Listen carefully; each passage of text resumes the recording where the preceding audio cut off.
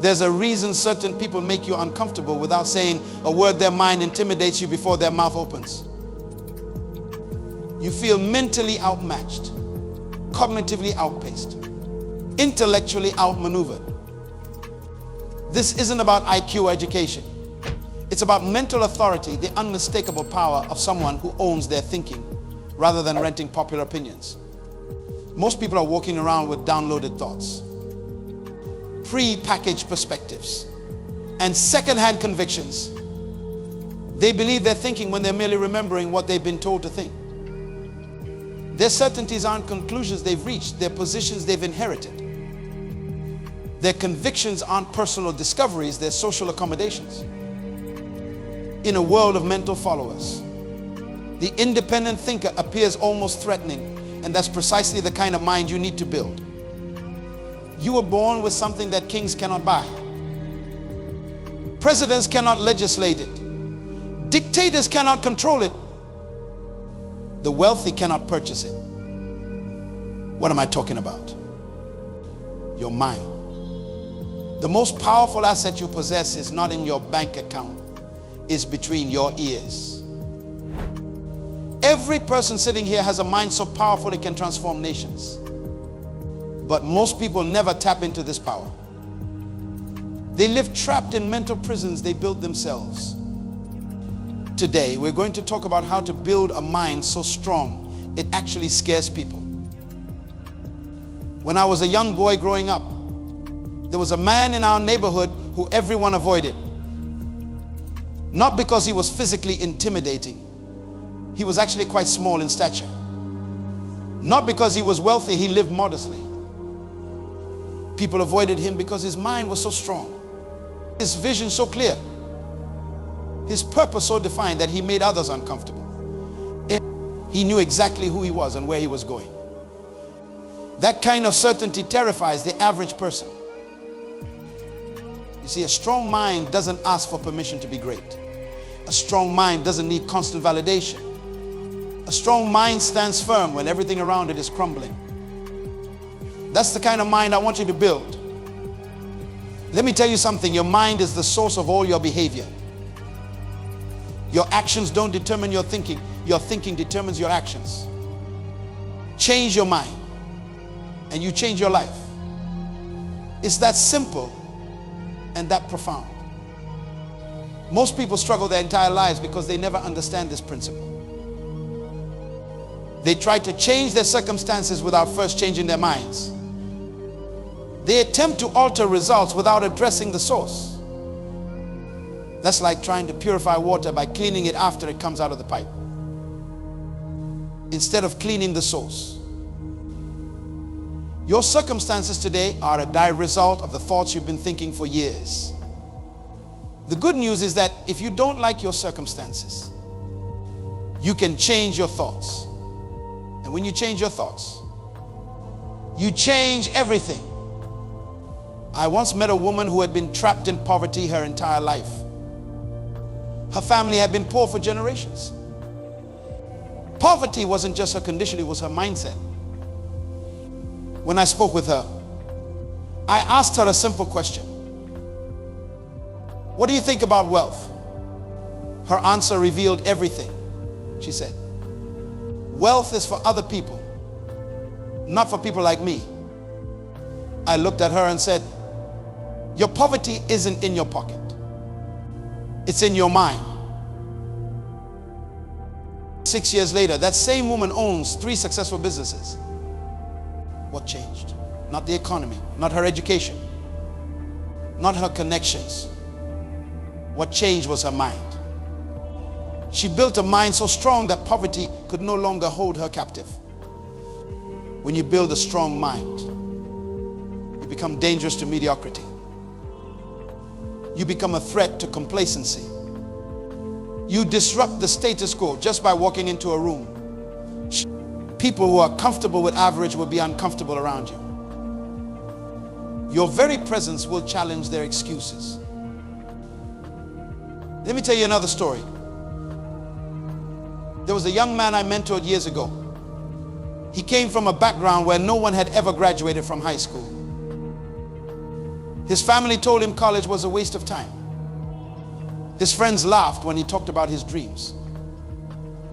But this young man made a decision. He decided to build his mind every day. He read books every week. He found someone successful to learn from. Every month, he evaluated his thinking to identify limiting beliefs.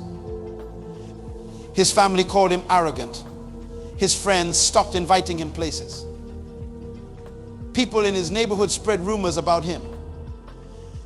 Why? Because a strong mind scares people who are committed to weakness. Today, that young man has a doctoral degree. He runs organizations that employ people from his old neighborhood. He travels the world speaking to leaders. Did his mind change his life? No, his mind created a new life entirely. You see, the mind is like a muscle. It responds to resistance. It grows when challenged.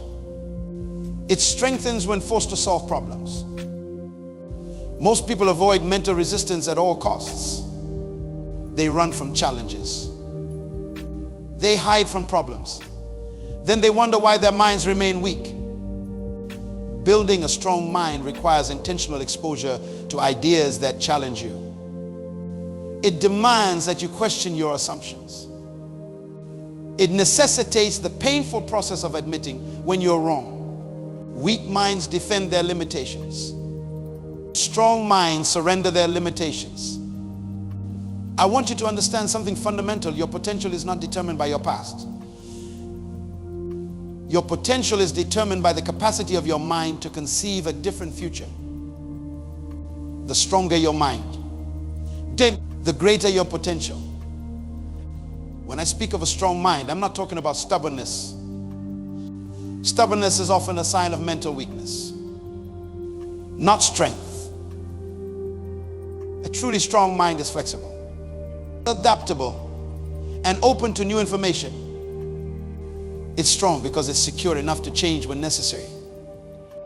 A strong mind is built on principles, not opinions. Opinions change with the wind. Principles stand firm through storms. When you build your mind on principles, you become unmovable on matters of value and unshakable in times of challenge.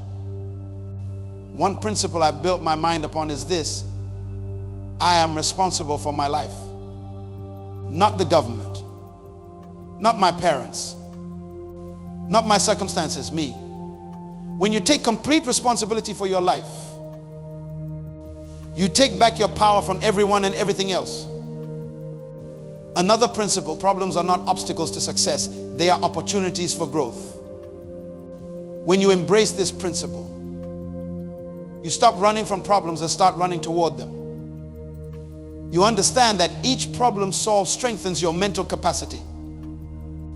Here's another: my value is inherent, not earned. I don't need to perform to be worthy. I am already worthy. When this principle takes root in your mind, rejection loses its sting. Criticism becomes information and not condemnation. Failure becomes feedback, not finality. These principles and others like them form the foundation of a mind so strong it scares people. A mind that refuses to be defined by circumstances. A mind that creates rather than complains. A mind that leads rather than follows. Building this kind of mind takes time. There are no shortcuts. Just as you cannot build physical strength without consistent exercise, you cannot build mental strength without consistent mental work. What does this mental work look like? It begins with what you feed your mind. Just as your body is built from the food you eat, your mind is built from the information you consume. Most people feed their minds mental junk food all day long: gossip, negativity, triviality. A strong mind requires nutritious mental food, ideas that challenge and expand you, concepts that deepen your understanding, perspectives that broaden your viewpoint. your mind will never rise above the level of information you regularly consume. The second aspect of this mental work is reflection.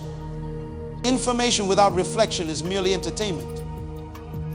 It's not enough to expose yourself to powerful ideas. You must think deeply about these ideas. You must question them. You must apply them. You must integrate them into your existing framework of understanding. I spend time every day in reflection. No music, no distractions, just me and my thoughts. Examining what I've learned and how it connects to what I already know. This practice has transformed my mind from a bucket that collects information into a factory that produces wisdom. The third aspect is application. Knowledge unapplied is merely opinion. To build a strong mind, you must act on what you know. You must test your understanding against reality. You must be willing to fail. Learn, adjust, and try again. This cycle of application and adjustment strengthens your mind like nothing else. Now, let's talk about the prison most people live in. It's not made of concrete and steel. It has no guards with weapons. This prison exists solely in the mind. Yet it's more confining than any physical cell could ever be. I'm talking about mental limitations, the invisible barriers that keep you from becoming who you were born to be. Mental limitations are like chains around your potential. They restrict your movement. They confine your growth. They imprison your purpose. And the most dangerous thing about these limitations is that most people don't even know they're wearing them. I remember visiting a wildlife sanctuary years ago. There was an eagle that had been rescued after being injured. This magnificent bird, designed to soar above mountains, had been kept in a small cage during its recovery. When they finally moved it to a large enclosure with open sky above, something strange happened. The eagle refused to fly higher than the height of its previous cage, though nothing physically restrained it. The eagle had mentally accepted its limitations. It had been programmed to believe that freedom only extended so far. Too many humans live exactly like that eagle. Nothing is physically stopping them from soaring. But mentally, they've accepted the height of their cage as the limit of their potential. When I was starting my work years ago, I approached a potential mentor, a man I deeply respected. I asked him to guide me, to help me develop my gifts. Do you know what he told me? He said, "Son, people like us don't do things like that. Know your place." He wasn't being cruel. In his mind, he was being realistic. He had accepted mental limitations placed on him by others. And he was simply passing those limitations on to me. I walked away from that conversation with a choice. I could accept his limitations as my own, or I could break free from them. I decided that day that no one's limited thinking would define my potential. No one's small vision would constrain my purpose. Breaking mental limitations begins with recognizing them. You can't escape a prison you don't know you're in. So let me help you identify some common mental limitations that might be holding you back. The first limitation is what I call inherited thinking. These are beliefs you've absorbed from your family, culture, and community without ever questioning them. Beliefs like people from our background don't start businesses. Higher education isn't for people like us. Financial success always requires dishonesty. You can't be successful and maintain your values. These inherited beliefs weren't installed in your mind to harm you. Often, they were passed down by people who genuinely loved you and wanted to protect you from disappointment. But love doesn't make them true, and good intentions don't make them helpful. I worked with a brilliant young woman who had incredible artistic talent. Her paintings moved people to tears. But she refused to pursue art professionally because her family had taught her that art wasn't a real career. For years, she worked at a job she hated because she accepted someone else's limited thinking about her future. One day, I asked her a simple question: who told you that you couldn't make a living from your art? And what qualifies them to make that judgment? That question cracked open her mental prison. Today, her work hangs in galleries around the world. She broke the limitation not by getting more talented. She was already talented. She broke it by questioning its validity. The second limitation is personal trauma. Painful experiences have a way of teaching us lessons we were never meant to learn. If you failed at something significant, you might have learned that you're not good enough. If someone betrayed your trust, you might have learned that people can't be trusted. If your heart was broken, you might have learned that vulnerability equals pain. These lessons aren't universal truths. They're protective mechanisms your mind created during moments of pain. And while they may have served you then, they're limiting you now. I know a man who experienced bankruptcy early in his career. The shame and struggle were so painful that his mind created a limitation. Financial risk leads to ruin. For nearly a decade, this mental limitation kept him playing small. He turned down opportunities. He avoided expansion. He rejected partnerships. All because his mind was protecting him from a pain it didn't want to experience again. His breakthrough came when he realized that his past failure wasn't a life sentence, it was a lesson. The lesson wasn't never take risks. The lesson was take smarter risks. Once he redefined the meaning of his experience, the limitation lost its power. The third limitation is fear disguised as wisdom.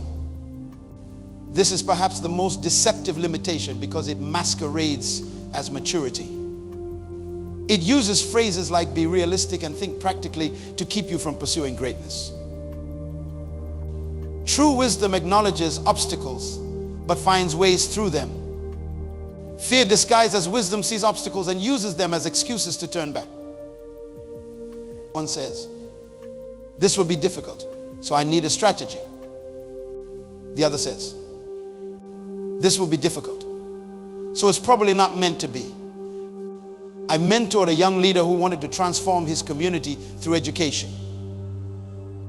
When he shared his vision with experienced people, they told him to scale back his plans. Be realistic, they said. Start smaller. Focus on helping just a few people. Their advice sounded wise, prudent, reasonable. But their wisdom was actually fear in disguise. They weren't teaching him prudence. They were teaching him to accommodate their comfort with mediocrity. He chose to reject their limitations. Today, his organization has educated thousands of students who were written off by traditional systems. The fourth limitation is success itself. Ironically, what you've achieved can prevent you from achieving what's next. When you become successful in one area, there's tremendous pressure to stay within that lane. People know you for certain accomplishments. They reward you for certain behaviors. They celebrate certain aspects of your identity. Stepping beyond your established success feels risky. What if you fail? What if people reject this new version of you? What if your new pursuit doesn't measure up to your previous achievements? I've seen countless individuals trapped by their success, afraid to express new gifts, explore new interests, or pursue new callings. They've allowed their previous achievements to define the boundaries of their potential. A successful attorney I worked with felt called to write children's books. For years, she kept this passion hidden. concerned that her colleagues would lose respect for her if she pursued something so different from her established identity. Her mental limitation was the belief that she could only be one thing, that her success in law somehow disqualified her from success in creativity. When she finally broke this limitation, she discovered that her legal mind brought unique strengths to her storytelling. The precision of language she developed as an attorney made her an exceptional children's author. What she feared would be a liability became an asset. Breaking mental limitations isn't a one-time event. It's an ongoing practice. Every new level of growth brings new limitations to break through. Every new achievement creates new boundaries to push beyond. Every new season reveals new thinking that needs to be challenged. The practice begins with a simple question: is this belief true? Or have I just accepted it as true? When you find a belief that doesn't stand up to scrutiny, replace it with a truth that empowers rather than limits. Remember, the mind that got you here won't get you there. The thinking that brought you to your current level of success isn't sufficient for your next level. Breaking mental limitations isn't just about achieving more. It's about becoming more and more of who you were created to be. The difference between those who make history and those who merely observe it is simple: conviction. Not talent, not opportunity, not connections. Conviction. That unshakable certainty that stands firm when everything else trembles. That internal compass that guides when external conditions confuse. A mind with conviction is a force of nature. I once spoke with a successful businessman who employed thousands of people. I asked him what quality he looked for when hiring leaders. Without hesitation, he said, "I can train skills, I can provide resources. What I cannot manufacture is conviction. When I find someone with genuine conviction, I can build an empire around them." Conviction isn't stubbornness. Stubbornness refuses to change despite evidence. Conviction remains steadfast because of evidence, the evidence of your purpose, your vision, your values. The strongest minds are built on unshakable conviction. Years ago, I met a young woman in a village who started a school under a tree. She had no building, no formal training, no government support. What she had was conviction, the absolute certainty that the children in her village deserved education. When I asked why she continued despite overwhelming obstacles, she looked at me with fire in her eyes and said, "Because if I stop, who will teach them?" That woman now runs one of the most successful educational networks in her country. Her conviction attracted resources. Her conviction inspired others. Her conviction overcame obstacles that would have defeated someone with mere interest or casual commitment. How do you cultivate this kind of unshakable conviction? It begins with clarity. Conviction cannot exist in the fog of uncertainty. You must be crystal clear about what you believe, why you believe it, and what you're willing to sacrifice for it. Most people live with vague notions rather than clear convictions. They have preferences, not principles. They have wishes, not vision. They have desires, not purpose. Vague notions crumble under pressure. Only clear convictions stand strong. I spoke with a man who survived brutal political imprisonment. For years, he was tortured for his beliefs. I asked him how he endured without breaking. He told me, "They could only break me if I was uncertain about what I stood for. My clarity was my strength." When you know exactly what you're willing to die for, nothing else can destroy you. Clarity comes from asking yourself hard questions and demanding honest answers. What do I truly believe about myself? What values will I never compromise? What purpose am I willing to suffer for? The answers to these questions form the foundation of unshakable conviction. The second element of conviction is personalization. It's not enough to believe something is true. You must believe it's true for you. Many people have knowledge they haven't personalized. They can recite principles they don't apply. They can quote wisdom they don't embody. True conviction occurs when truth moves from your head to your heart, when it becomes not just something you know, but something you are. When conviction becomes personalized, it transforms from information you process to identity you protect. I knew a man who could speak eloquently about integrity in business. He could quote every book on ethical leadership. But when faced with a situation that tested his integrity, he failed. Why? Because integrity was his opinion, not his conviction. He knew it was true, but he hadn't made it true for him. The third element of conviction is cost. You don't develop conviction for free. Every genuine conviction costs you something. It might cost you popularity when you stand against the crowd. It might cost you comfort when you choose purpose over pleasure. It might cost you relationships when others don't share your vision. Are you willing to pay the price for your convictions? Most aren't. They want conviction without cost. They want the strength of absolute certainty without the sacrifice it requires. But that transaction doesn't exist. The depth of your conviction will always be proportional to the price you've paid for it. I worked with a leader who was offered millions to compromise his values. The amount would have solved every financial challenge he faced. When he declined without hesitation, his colleagues were shocked. How could you walk away from that? They asked. His response was profound. I've invested too much in who I am to sell it so cheaply. That's conviction, knowing that who you are is worth more than what you might gain by compromising. When you cultivate this level of conviction, your mind becomes unshakable. People sense it when they meet you. They feel the weight of your certainty. They recognize the power of your clarity. A mind with conviction doesn't seek permission to stand firm.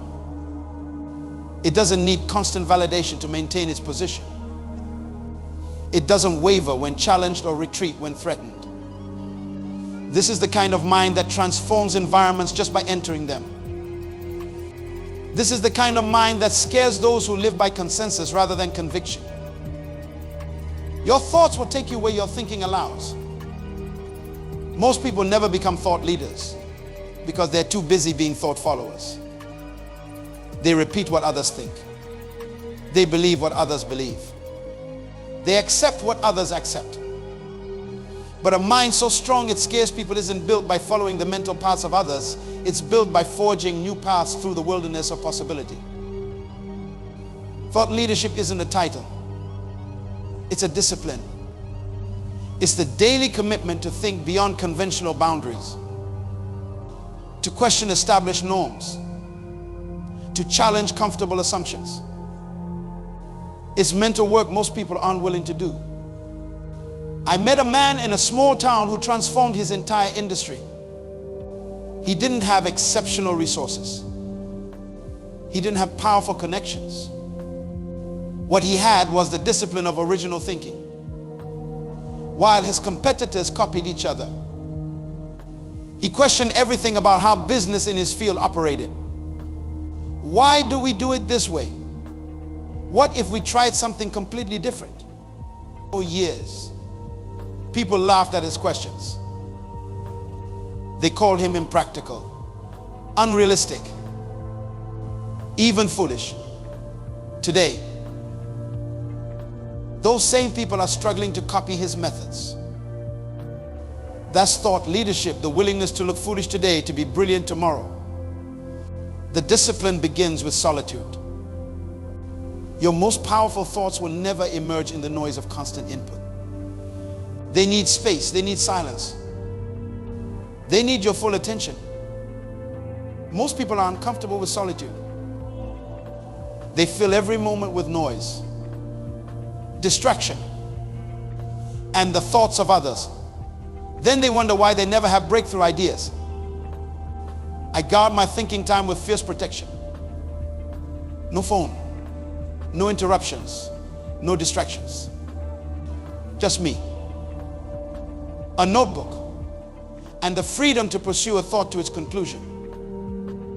This practice has yielded more value than any course I've taken or any mentor I've consulted. The second element of this discipline is questioning. Strong minds ask questions that weak minds avoid. They don't just question others, they question themselves. They question their assumptions. They question their conclusions. They question their questions. A business leader I worked with turned his failing company around with one practice. He instituted what he calls sacred questioning. Every week, his team had to question one fundamental assumption about their business. Why do we believe this market won't pay premium prices? Why do we think this process can't be faster? Why do we assume our competitors have an advantage? This practice of disciplined questioning transformed their thinking, which transformed their actions, which transformed their results. That's the power of thought leadership. The third element is contrarian thinking. This isn't opposing for opposition's sake. It's the deliberate practice of considering the opposite of what everyone else believes to be true. When the crowd moves in one direction, the thought leader asks, what value might lie in the opposite direction? When consensus forms around an idea, most people stop thinking. They simply adopt the consensus. The thought leader keeps thinking. Especially when consensus is strongest, they ask, what is everyone missing? What blind spots exist in the prevailing perspective? This discipline of thought leadership doesn't make you popular. It often makes you misunderstood. But it builds a mind so original, so incisive, so penetrating that it naturally leads others through the sheer force of its clarity. That kind of mind doesn't follow the future, it creates it. The ultimate test of a strong mind isn't what it achieves. It's what it leaves behind. A truly powerful mind creates a legacy that outlasts its physical presence. It plants seeds of transformation that continue growing long after the planter has gone. Your greatest contribution won't be what you build. It will be the minds you shape. Let me tell you the story of a teacher I met years ago in a remote village. This man had opportunities to work in the capital city for much higher pay. But he chose to remain in his village school. When I asked him why, his answer revealed a mind that understood legacy. He said, in the city, I will be teaching children who have many teachers. Here, I am often the only educated adult these children will ever know. My mind might be the only window through which they see a bigger world. For over 40 years, this teacher poured his knowledge, his wisdom, his very thinking patterns into generations of students. He lived simply, he owned little. But his legacy was extraordinary. Among his former students were doctors, engineers, government ministers, and business leaders. Each carried part of his mind with them, his way of thinking, his approach to problems, his mental disciplines.